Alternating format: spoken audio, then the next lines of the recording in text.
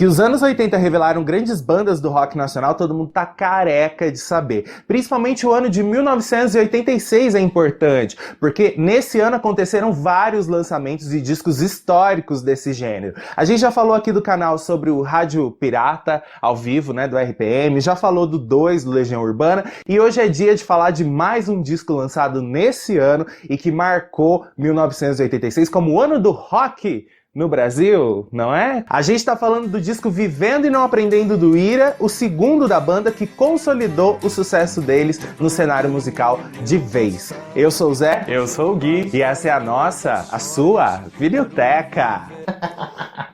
Sempre inovando esse começo. Sempre. Antes de começar esse vídeo, eu quero pedir para vocês já se inscreverem aqui no canal, ativar aquele sininho do lado para não perder nenhuma notificação dos nossos vídeos e já deixa aquele like bonitão que eu tenho certeza que você vai se amarrar nesse conteúdo. E fica de olho, no final do vídeo a gente vai deixar a nossa playlist de rock, tá? Com todos os vídeos que a gente já fez desse gênero, rock internacional, rock nacional, tá? Porque aí se você quiser continuar vendo essa história aí, ou ver as outras versões dela e tal, você continua acompanhando aqui o canal, beleza? Mas bora lá falar do Ira então. Mais um ano que se passa, mais um ano sem você. Já não tenho a mesma idade, envelheço na cidade. A história do Ira começa no final dos anos 70 com o Edgar Scandurra. Ele curtia muito punk rock e para poder ouvir essas músicas, né, ele ia a muitos shows desse estilo lá na periferia da cidade de São Paulo para poder trocar também figurinha com amigos, e foi lá que ele conheceu o Dino Nascimento. Os dois se tornaram amigos e resolveram formar a banda de punk rock Subúrbio. Uma curiosidade é que nessa época o baterista dessa banda Subúrbio era o Regis Tadeu, o crítico musical, né, super polêmico, inclusive a gente já falou dele aqui no canal, por causa das opiniões controversas dele sobre a volta do vinil. Então, nessa época, né, ele trabalhou muito tempo como músico, ele era baterista dessa banda. O Edgar Scandurra estudava no colégio Basílio Machado, e lá ele sempre topava com um carinha chamado Marcos Valadão Rodolfo, que tinha como apelido Nazi, que chamava muito a atenção do Edgar por causa do jeito que ele se vestia. Os dois também acabaram se tornando amigos, e aí em 1980 o Edgar chamou o Nazi para fazer parte da banda Subúrbio. Em 1980 o Edgar foi chamado para servir o exército, então a banda Subúrbio deu uma parada. Aí um ano depois, em 1981, o Nazi chamou o Edgar para participar com ele de um show na PUC, lá em São Paulo. Desse encontro entre eles nasceu a banda Ira, que teria várias formações até chegar na formação que lançaria o primeiro disco. Todos os não se agitam, toda adolescência acaba, e a minha mente gira, e toda ilusão se acaba. Muita gente, quando conhecia o nome Ira da banda, né, achava que era uma referência ao exército republicano irlandês. E os caras viviam explicando que não, que era o Ira, o pecado capital mesmo, né, de você ficar irado, putaço. E aí eles colocaram aquele ponto de exclamação, né, na frente, para deixar claro que não era sigla nem nada, era a palavra Ira mesmo. Como quase toda banda do rock nacional, as letras deles também teriam aquela pitadinha falando sobre política. Era um período bem difícil, o Brasil todo desestruturado. Então essa palavra ira aí, eu acho que vinha disso, né? De você ficar irado, revoltado com o sistema. Depois de 2 anos de caminhada, a banda Ira foi descoberta pelo produtor Pena Schmidt, que trabalhava na gravadora Warner, né, e arrumou um compacto para eles gravarem. Nesse período aí, o baterista do Ira já era o Charles Gavan, e no contrabaixo estava o Dino, né, aquele que formou a banda Subúrbio lá no começo com o Edgar. Eles lançaram um compacto com o nome de Ira, com 2 faixas, Gritos na Multidão e Pobre Paulista, em 1984. Mas o som deles não tocava na rádio, não ficou conhecido, então eles ficaram meio que encostados lá na gravadora, sem muito espaço, sem muita divulgação, nem nada. Era só um compacto que até aquele momento não tinha servido para muita coisa.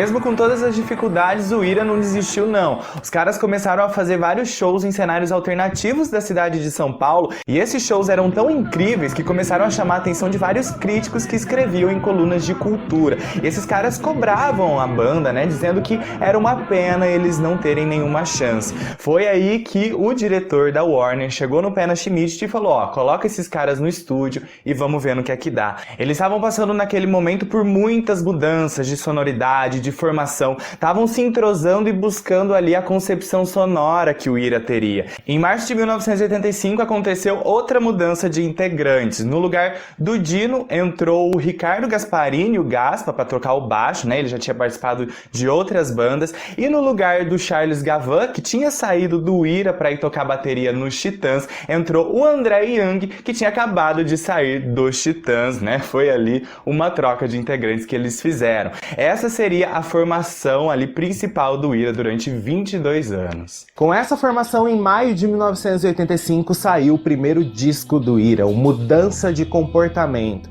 Ele foi gravado no período de 9 dias no estúdio Nas Nuvens, no Rio de Janeiro, e ganhou esse nome, Mudança de Comportamento, por causa disso que a banda estava passando, né? A troca de integrante, a troca de sonoridade e tal. Os caras tentando achar qual seria o caminho musical deles. Nesse disco, eles soaram bem menos punks do que no compacto que eles tinham lançado. O Ira era adepto nessa época da sonoridade mod, que vem de modernismo. O mod revival foi um movimento subcultural que aconteceu em Londres no final da década de 60. Era um movimento que ditava música, mas também moda e comportamento. Falando sobre música, eles bebiam ali um pouco na fonte do jazz moderno e do rhythm blues com uma pitada de punk. Tiveram várias bandas inglesas que foram adeptas desse movimento. O sucesso da banda começaria, enfim, a acontecer, tanto que eles venderam 60 mil cópias desse primeiro disco.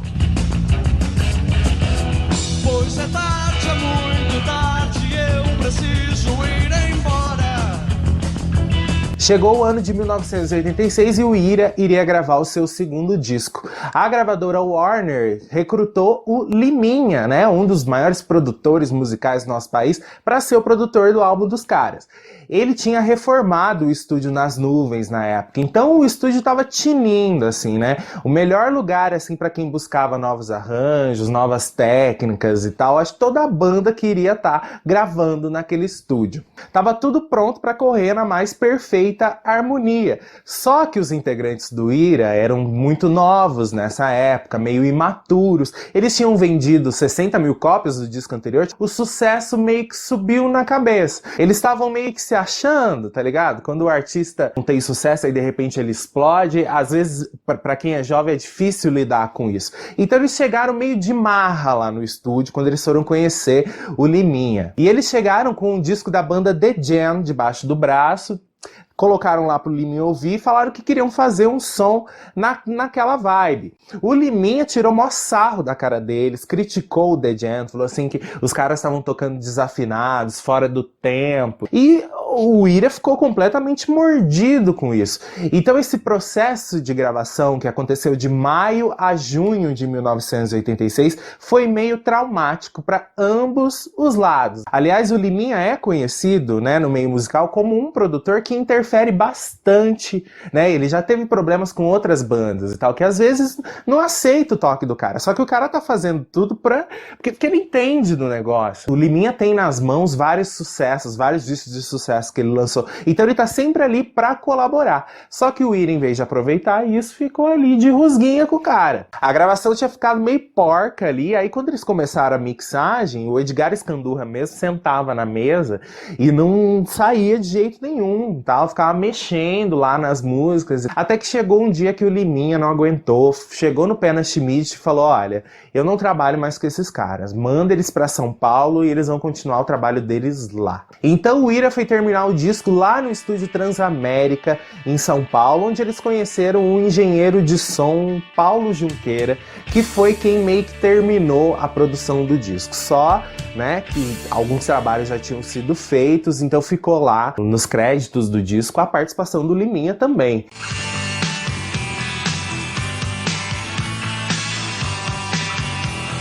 Ficou definido então que o nome do novo disco do Ira seria Vivendo e Não Aprendendo, né? E era a fase exatamente que os caras estavam passando naquele período, né? Eram jovens que estavam aprendendo sobre a vida e evoluindo e tentando lidar com o sucesso que eles estavam fazendo. Nos anos 80, o Brasil estava passando por um período de transição, um momento social muito crítico. A ditadura militar tinha chegado ao fim, o brasileiro viu a morte do Tancredo Neves, teve que lidar com o fracasso do Plano Cruzado e os altos índices de inflação que eram absurdos. Era impossível passar nessa época ileso a tudo isso sem nenhum sentimento de crítica. E o Ira estava mais do que inspirado para poder passar essa mensagem de insatisfação dessa sociedade. E o rock, né, foi o responsável para dar voz a essa crítica aí. O disco também traz uma forte ligação e assimilação ali com a cidade de São Paulo e tudo que ela pode oferecer. E a sonoridade está influenciada pela banda de rock inglesa The Who, também por várias bandas mods e o punk rock do final dos anos 70. A capa do disco trazia um fundo laranja com 4 fotos estilizadas dos integrantes. Uma curiosidade é que as capas da banda Ira nunca tiveram ali um apelo comercial. Elas sempre primaram e priorizaram o lado artístico da coisa. O André Young tinha uma pintura dele tocando bateria feito por uma menina chamada Ana Cissa, e a banda gostava muito disso. Alguns meses depois, a artista Dora Longo Bahia fez um desenho do Edgar Escandurra dando um salto. Os caras gostaram dessa ideia e resolveram aproveitar isso na capa. Foi então que o Nazi pediu um desenho dele para a artista Camila Trajber e o Paulo Monteiro foi o responsável pelo desenho do Gaspa. O nome do disco, Vivendo e Não Aprendendo, veio apenas na contracapa, né, que tinha ali um outro tom de laranja. E essa coisa de não ter nenhuma foto dos caras juntos, né, inclusive no encarte eles sempre aparecem sozinhos, era para deixar um mistério no ar e mostrar que ali tinham 4 cabeças pensantes, mas que eram completamente diferentes uma das outras.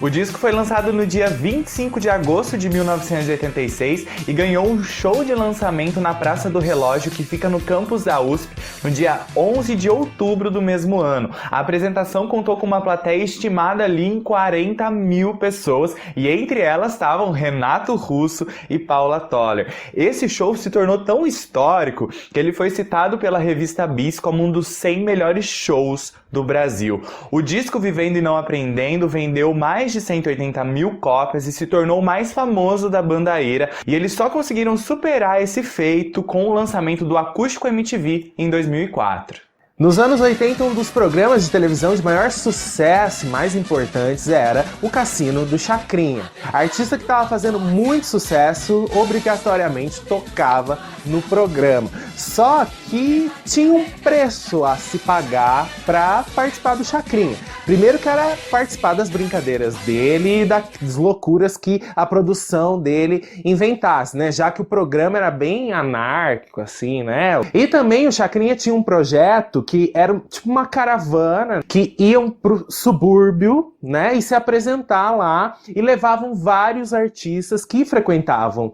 o programa, né, na TV, para se apresentar com uma música só. Legião Urbana, por exemplo, foi uma banda que participou muito desses eventos aí do Chacrinha. E a condição para você aparecer no programa na TV era participar desses eventos aí. Se você não participasse desses eventos, você era cortado. Acontecia um boicote com a tua banda sem dó nem piedade. O Chacrinha iria gravar em 1986 o seu programa especial de Natal, onde todos os artistas que fossem participar iriam gravar com gorrinho de Papai Noel. Aí a gente tá falando de Plebe Rude, Capital Inicial, Titãs, Legião Urbana, todas essas bandas estavam fazendo sucesso naquela época e o Ira também. Só que a banda não participou desse especial aí do Chacrinha, porque eles estavam lá nos bastidores e estavam prontos, né, com o gorrinho de Papai Noel para entrar, e eles viram o Chacrinha dar uma bronca no cantor Biafra, porque no meio da apresentação do Biafra ele tirou o gorrinho de Papai Noel, né? E aí os meninos ficaram muito putos, revoltados com aquilo e foram embora e não participaram do programa. e arrumaram uma inimizade ali com o Chacrinha e com o pessoal da produção. Outra polêmica que o Ira se envolveu nos anos 80 é que eles foram chamados para participar do primeiro festival Hollywood Rock que ia acontecer na Praça da Apoteose, no Rio de Janeiro, em janeiro de 1988. E aí eles iriam ensaiar para o show no estúdio Nas Nuvens, né, do Liminha, né, o desafeto deles lá. Quando eles chegaram no estúdio, o Titãs já tava lá ensaiando. Isso, o Ira já começou a ficar puto por causa disso. E detalhe, os Titãs iriam se apresentar no mesmo dia que eles. Enfim, eles foram lá pro show, depois de 35 minutos de atraso, eles entraram no palco. E o som tava bem ruim do show, tava bem uma merda. Eles estavam com problema de retorno, né? E a receptividade do público ali também não tava muito favorável para eles. Aí o que aconteceu aqui no final do show, o pessoal da produção desligou o som do Ira antes deles cantarem a última música, né, que era Pobre Paulista, que eles sempre finalizavam o show deles com essa música. Aí o Nazi ficou muito puto da vida, pegou a guitarra e jogou no chão com tudo, com força, quebrou a guitarra no meio, isso na frente da plateia toda que tava lá, e a notícia correu o jornal, todo mundo viu isso acontecer. Bom, mas agora bora conferir as músicas que fizeram o disco Vivendo e Não Aprendendo do Ira ser esse sucesso no ano de 1986. Amigos, minha rua, as garotas da minha rua, não sinto, não os tenho, mas um ano sem você. O disco abre com a guitarra punk do Edgar Scandurra na música Envelheço na Cidade. Logo em seguida entra o Nazi cantando a letra, né? Que é considerada aí muito madura para as bandas de rock daquela época. A letra conta a história de um cara que tá longe da sua amada, enquanto ele vai envelhecendo na cidade, as pessoas normais seguem a sua vida e ele continua sozinho. É uma letra que fala sobre como que o tempo às vezes pode ser cruel com a gente. Né? Sim. Essa música se tornou o primeiro grande sucesso desse disco e ganhou um videoclipe que chamou muita atenção na época. Envelheço na Cidade é a prova de que o Ira estava apostando em um som mais acessível. Um feliz aniversário para mim ou para você.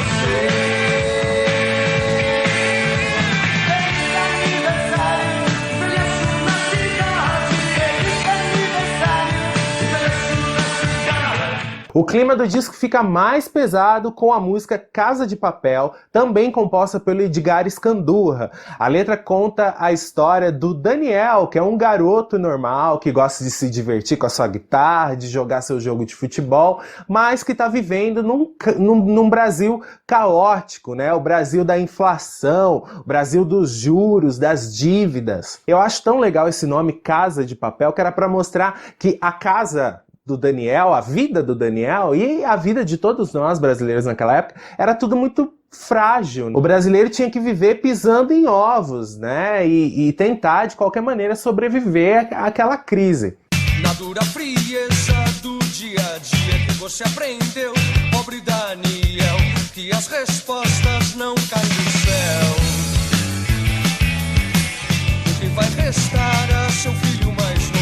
A música Dias de Luta é considerada uma das mais inteligentes dos anos 80 e traz uma pegada filosófica que também está presente no disco, já que o Edgar Scandurra se inspirou nas ideias dos filósofos Platão e Descartes para escrever a letra, que faz uma reflexão sobre a vida, o futuro, sobre aquele jovem que vai envelhecer e aonde ele pode chegar. A música foi lançada como segundo single e se tornou uma das mais conhecidas da banda, tanto que nos shows a galera vai ao delírio e os fãs cantam a plenos pulmões. Se meu filho nem nasceu, eu ainda sou o filho.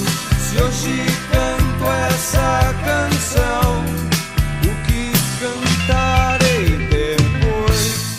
A música Tanto Quanto Eu foi composta pelo Edgar Scandurra e pelo Gaspa também. Depois de tanta treta lá, tanta briga nos bastidores da gravação, os caras conseguiram imprimir a sonoridade da banda The Jam no disco também. Essa música bebe na fonte dessa banda aí. É um punk que tem uma sonoridade meio country. A letra tá presente dentro desse universo aí que a banda quis criar dentro do disco, né? Um Brasil sem esperança, um Brasil caótico e a gente sobrevivendo dentro dele da melhor maneira possível. Tanto que tem uma parte que fala, vão aparecer várias notícias todos os dias para abalar o seu coração, mas você é muito capaz, você é tão capaz quanto eu de superar tudo isso. Dias da semana, os anos que virão, vão correr notícias de abalar o coração. Tudo é tão calmo, um dia de verão, mas foi infernal, tamanha informação.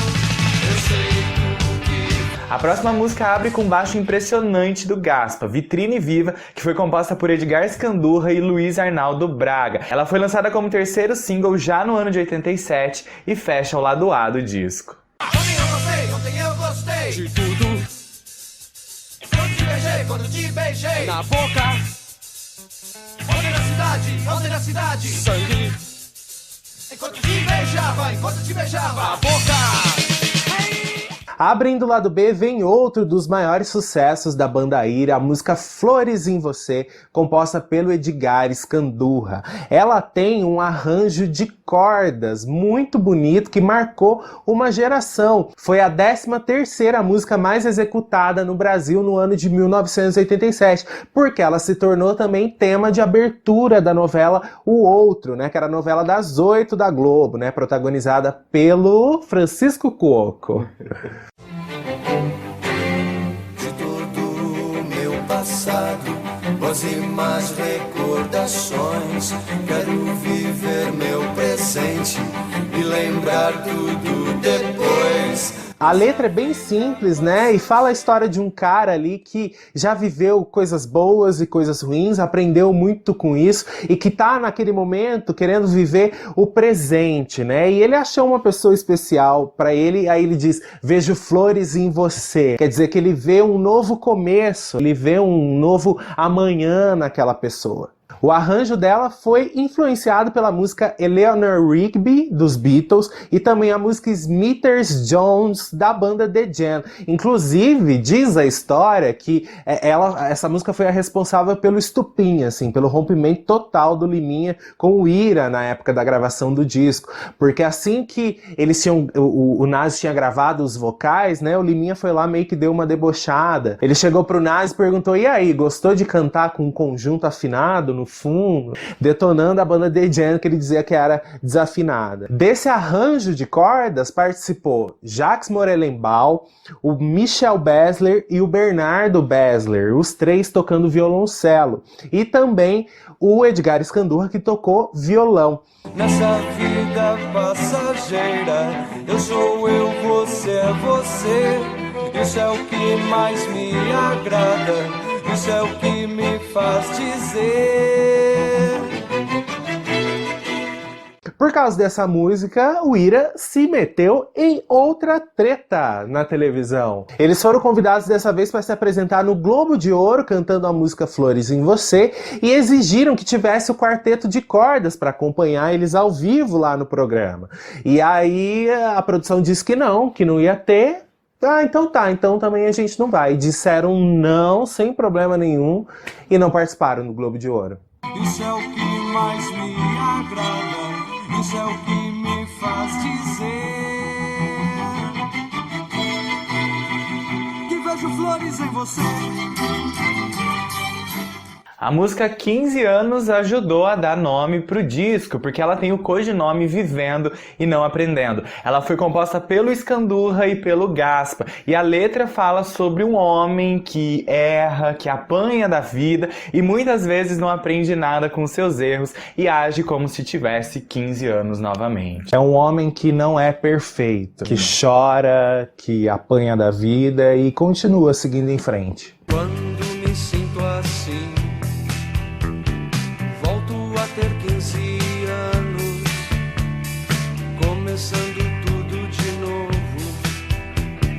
Vou me apanhar sorrindo, Em seguida tem mais uma composição do Edgar Scandurra, que inclusive faz o vocal da música, né? O Nazi faz o backing vocal e entra no vocal mesmo, só no refrão. A música Nas Ruas, que tem uma letra que fala basicamente uma metáfora do homem sendo consumido, devorado pelo capitalismo. Na letra ele diz: eu gosto de andar nas ruas onde eu vejo pessoas desmioladas, pessoas mal vestidas e que no lugar do coração tem um cifrão, né? Ou seja, elas estão completamente corrompidas pelo capitalismo e estão sendo também devoradas por pessoas sem princípios. Nas ruas é que me sinto bem, nas ruas é que me sinto bem.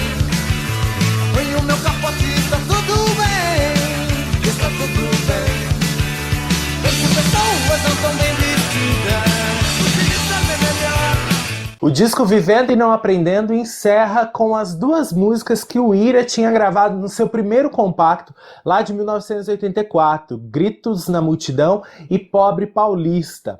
A gravadora queria lançar essas músicas como singles, né, e insistiu para que eles regravassem essas duas músicas para entrar no disco. Eles não tinham colocado sequer elas no Mudança de Comportamento, no primeiro disco, porque eles achavam que elas destoavam da nova vibe que tava, da nova sonoridade da banda, né? Então eles não conseguiam tirar duas músicas que eles tinham feito naquele período para incluir outras duas antigas ali que eles tinham feito numa outra época, quando eles estavam com uma outra cabeça. Mas a gravadora insistiu muito para que essas duas músicas fossem regravadas e entrassem no disco, então o Ira pensou numa outra solução.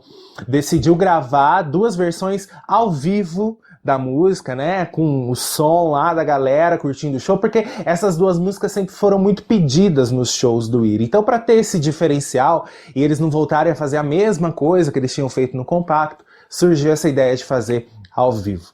Gritos na Multidão é uma música bem enérgica, né, onde você ouve bastante a participação do público, né? A música é um grito, literalmente, né? E conta a história de um jovem que saiu de casa, que abandonou pai, que abandonou mãe e que se depara com o caos da rua, né? E aquela vida perturbadora que o brasileiro estava vivendo na época. Estou desempregado, a fome me faz mal, mas vou entrar na luta. Já vejo a poluição, já está ficando perto. Esse é o coração da máquina do esperto. Hey! A última música do disco é Pobre Paulista, que o Edgar Scandurra escreveu aos 17 anos de idade para fazer uma crítica à opressão dos governantes lá da época. Só que quando ela foi lançada, a música causou ali uma certa polêmica, porque algumas pessoas começaram a dizer que ela tinha um teor racista e xenófobo, por causa de um trecho da canção que dizia: eu não quero mais ver essa gente feia, essa gente ignorante, eu quero ver gente da minha terra, gente do meu sangue.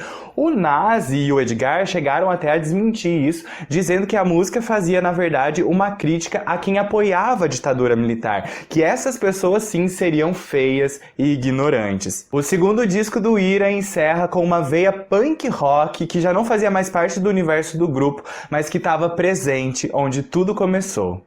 Não quero ver mais essa gente feia, não quero ver mais os ignorantes.